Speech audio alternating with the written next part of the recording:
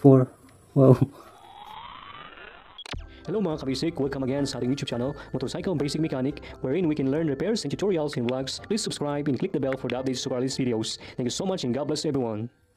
Mga kabasic, pag ako kasi, nakikita kong ganyan, no? Ng ating spark plug cap. I doubt na safe ito, no? Mga ganyan, no? Walang cover. Ito, makita mo na parang tigas-tigas na parang pwede na mag-leak ang kuryente, no? So, check natin yung spark plug reading niya. Right? Rossi TC150, no? Ayan. Check natin ang spark plug reading ayon sa kanyang dating sunog. Okay, so ayan. Ayun, no? Grabe. Napaitim. Napaitim mga kabisik ko. Itim ang kanyang spark plug reading. Sobra-sobra sa gas. Check naman natin yung kuryente niya kung ayos naman. Yun ang battery. Tignan.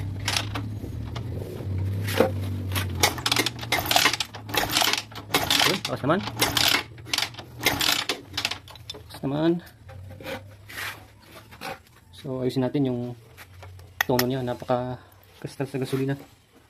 Check natin.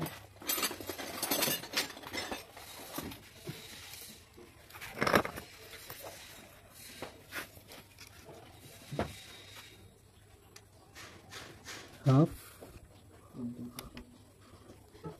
1 and a half. 2 3 3 and a half. 4. Wow. 4.1/4. Taas ng kanyang tono. Bawasan natin kaya napaka-gastar sa gasolina. Okay? Yan. Half.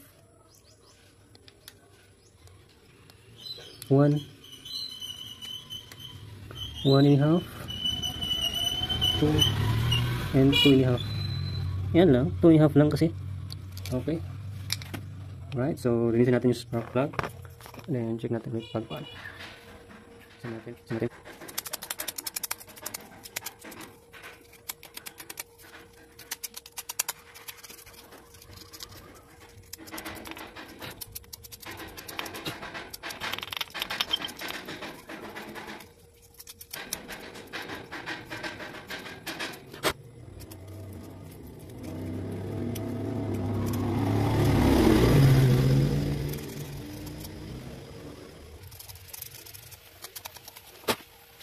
Alright mga kabisik, so yan, ibalik na natin yung ating spark plug.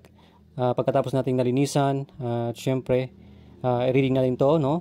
Pagkatapos ng mga ilang takbo, ilang biyahe, bago makita ulit yung kanyang reading. So ayan, syempre, bago natin ibalik yung kanyang cap, ay alam naman natin na langanin tayo dyan, no?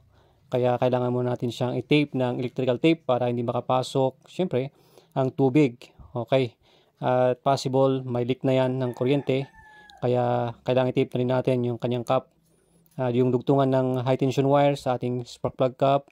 Yon at hanggang dyan, ibalot na natin ng tape para sigurado.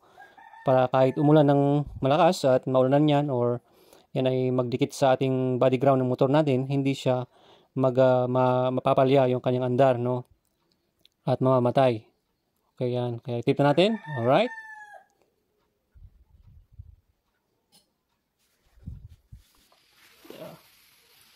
Alright, it's time to start.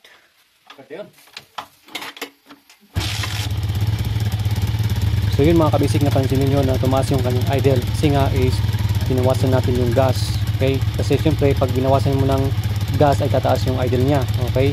Kaya bababa natin yung idle niya ulit sa katamtaman lang na idle.